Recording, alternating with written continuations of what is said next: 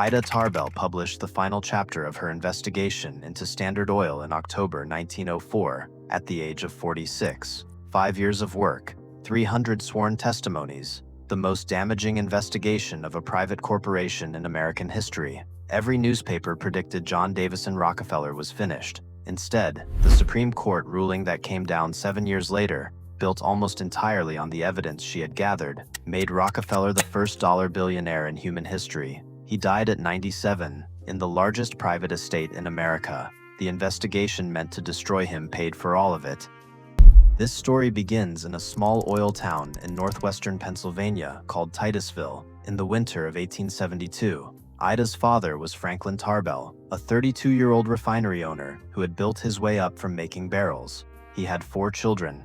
The oldest was Ida, 14.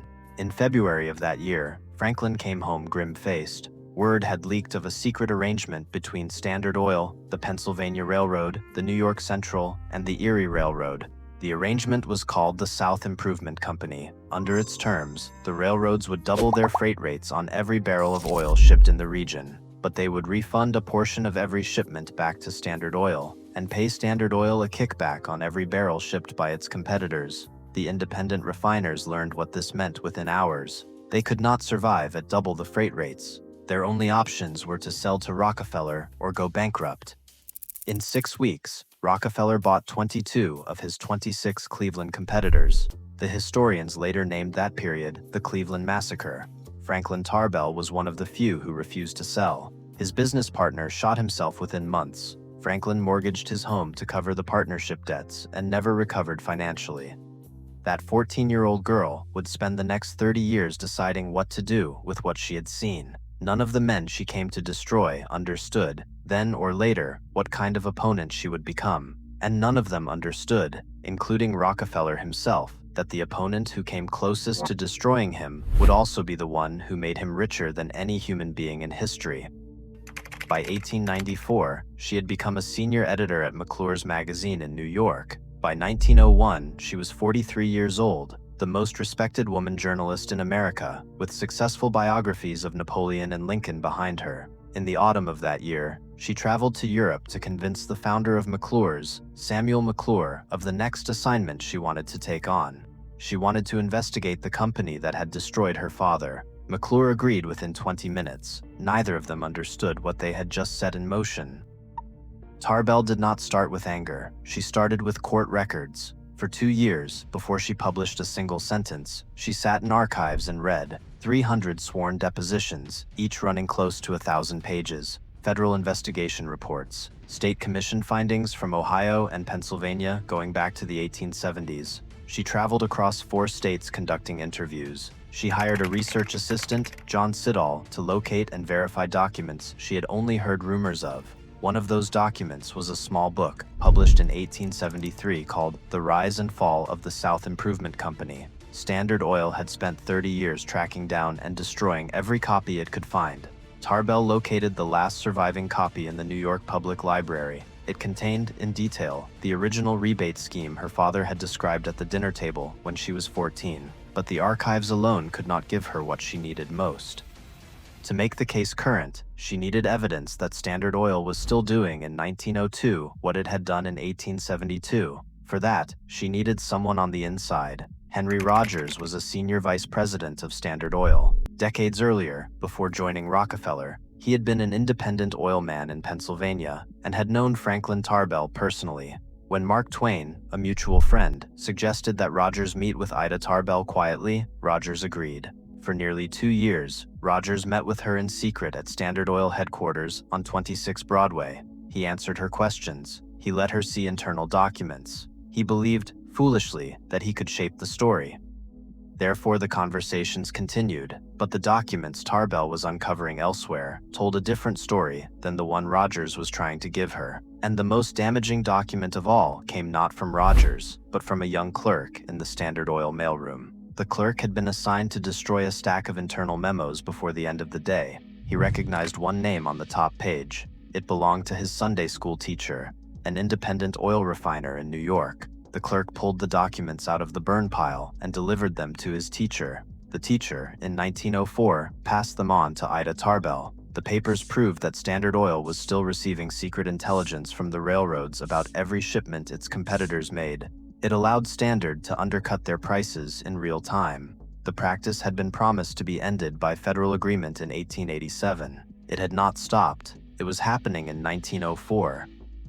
The first installment of the history of the Standard Oil Company was published in November 1902. Tarbell expected modest interest. The series ran for 19 consecutive issues, ending in October 1904. By the third installment, McClure's circulation had increased by more than 100,000 subscribers. By the 10th, it had become the most read magazine in the United States. Rockefeller, who had a strict no-comment policy with the press, refused to respond. His lieutenants begged him to release a counterstatement. He said one sentence in private to his closest associates, recorded by his biographer Ron Chernow. Not a word. Not a word. Wait. He waited for 9 years. By the time he stopped waiting, the verdict had already made him a billionaire. But waiting did not stop the political consequences in the meantime. President Theodore Roosevelt read every installment. So did the Department of Justice. So did the Attorney General. By 1906, the federal government had filed antitrust charges against Standard Oil under the Sherman Act of 1890. The case took 5 years to make its way through the courts. But while the courts were deliberating, the man they were judging had already done something that no prosecutor in the case had noticed. Rockefeller was disappearing. In 1895, 16 years before the Supreme Court ruling, he stepped down from active management of Standard Oil. He was 56 years old. He kept the title of president. He kept his shares, but he stopped coming into the office at 26 Broadway. He handed daily operations to John Archbold, his hand-picked successor, and moved most of his time to philanthropy and to the construction of his estate at Pocantico Hills, 30 miles north of Manhattan. By the time Tarbell began her investigation in 1901, Rockefeller had not run Standard Oil for 6 years.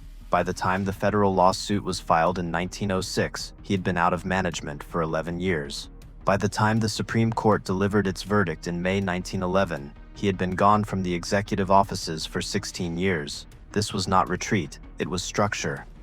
Rockefeller had spent decades thinking about how the United States government would eventually move against him. He had watched the Sherman Antitrust Act pass in 1890 with a unanimous vote in the House and a single dissenting vote in the Senate. He had watched the Supreme Court of Ohio dissolve the original Standard Oil Trust in 1892. Each time, he reorganized. The trust became the Standard Oil Company of New Jersey, a holding company chartered under more lenient state laws. The same shareholders, the same assets, a different legal wrapper. He never listed Standard Oil on the New York Stock Exchange. He never published an annual report to outside shareholders. The actual valuation of the company and the size of his personal stake was a private number known only to a small group of trustees. Not the market, not the Department of Justice. Even the lawyers prosecuting the case were working with estimates. And he was doing all of this while the federal government was already watching. While the case moved through the courts between 1906 and 1911, Rockefeller did one thing that almost no major defendant in an American antitrust trial has ever done. He did not appear. He had been named individually in the bill of complaint, alongside his brother William and 5 other men. The lower courts had heard testimony for 3 years. 23 volumes of evidence, 12,000 pages of transcripts were entered into the record. Rockefeller was represented entirely by his attorneys. When the verdict came down on May 15, 1911, he was on a golf course at Pocantico Hills. According to his caddy, he received the cable, folded it without changing his expression, and finished the hole. He shot a 79 that day. The score was recorded by the same caddy. This is the structural insight that the Department of Justice never examined and that Tarbell never wrote about. Rockefeller had not merely won the case in advance. He had restructured the conditions of the fight so completely that even losing it would benefit him. The question was how much. On May 15, 1911, Chief Justice Edward White of the United States Supreme Court delivered the unanimous opinion of the court. Standard Oil had violated the Sherman Antitrust Act. The trust must be dissolved within 6 months into 34 separate, independently owned companies. The press celebrated. Newspapers across the country printed Tarbell's photograph alongside the headlines. Theodore Roosevelt, by then out of office, called the decision the most important antitrust judgment of his lifetime. None of them understood what had actually been ordered. Rockefeller owned over 25% of Standard Oil at the moment of dissolution. He had spent 40 years buying out every partner who tried to sell their stake, and he had almost never sold a share himself. When the trust was broken into 34 pieces, the court did not seize his shares. It did not redistribute them. It simply reissued them, proportionally, across the 34 new corporations. In the months that followed, the public market began trading shares in the 34 new entities for the first time. Each was now valued independently, with its own management and its own balance sheet, and the market discovered, almost immediately, that the parts were worth substantially more than the whole had been. The reason was something Rockefeller had engineered for 40 years. He had refused to publish financial information about Standard Oil. The actual profitability of each subsidiary was unknown to the outside world. When the dissolution forced the 34 new companies into public markets, investors could finally price them. The sum of those independent valuations turned out to be 3 to 5 times higher than the rough estimates that had circulated when Standard Oil was a single private trust. The market's answer came within weeks, and it was not what anyone in the courtroom had modeled. By 1913, the combined market value of the 34 companies had risen to roughly 5 times what Standard Oil had been worth in the months before dissolution. Rockefeller's personal fortune, estimated at $300 million on the morning of the verdict, had reached $900 million within 24 months. He was the first dollar billionaire in recorded history. The 34 companies created by the 1911 ruling did not disappear. Standard Oil of New Jersey became Exxon, Standard Oil of New York became Mobil, Standard Oil of California became Chevron, Standard Oil of Indiana became Amoco, Standard Oil of Ohio was eventually absorbed by British Petroleum. By the late 20th century, several had merged back together. Exxon and Mobil rejoined in 1999. Chevron acquired Texaco in 2001. The pieces the court had separated had reassembled themselves under different names, with one critical change. They were now publicly traded, with Rockefeller heirs and trusts among the largest shareholders.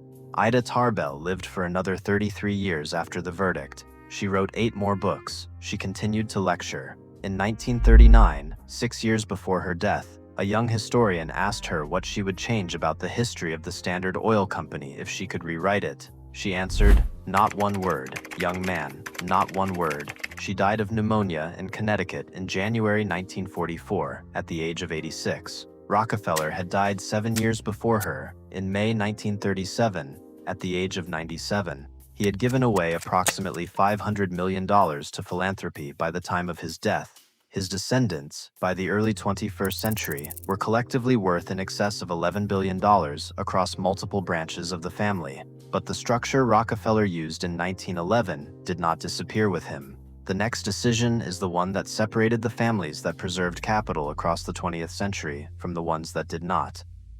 This is what dynastic capital looks like when it operates correctly. It does not respond to crisis. It anticipates the shape of the crisis 16 years in advance, and it positions for the version of the attack that is most likely to succeed. Rockefeller did not avoid the antitrust ruling. He shaped it. He stepped down from management long before any prosecutor could prove operational control. He refused to publish financial information that would have established the company's real value, ensuring that any forced sale would happen at the buyer's disadvantage. He retained personal ownership of more than a quarter of all shares, knowing that whatever happened to the corporate structure, the underlying equity would survive any judgment a court could impose. And when the verdict finally came, it triggered exactly the financial outcome he had been positioned for since 1895.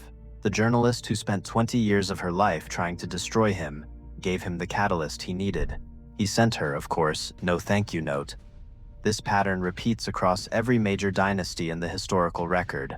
The Rothschilds did the same thing in 1815, 3 months before the Battle of Waterloo. The Mellons did it in 1929, before the bank runs. The ones who survive the largest crises are not the ones who react fastest. They are the ones who structured their position for that specific crisis years before anyone else could see it coming. Rockefeller's genius was not that he built the largest oil monopoly in American history. It was that he understood, 4 decades before it happened, exactly how that monopoly would be taken from him, and exactly which version of the loss would make him richer.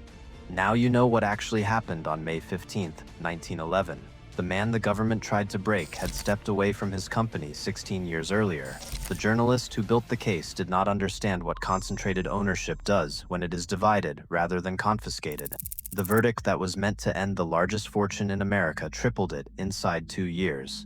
Next, how Nathan Rothschild used the same anticipation principle in June of 1815, 3 days before the Battle of Waterloo, to convert a single piece of advance information into the foundation of European banking power for the next century. If you want to see the original version of this pattern, that video is on screen now. Subscribe. The cipher has always existed. Now you know where to look.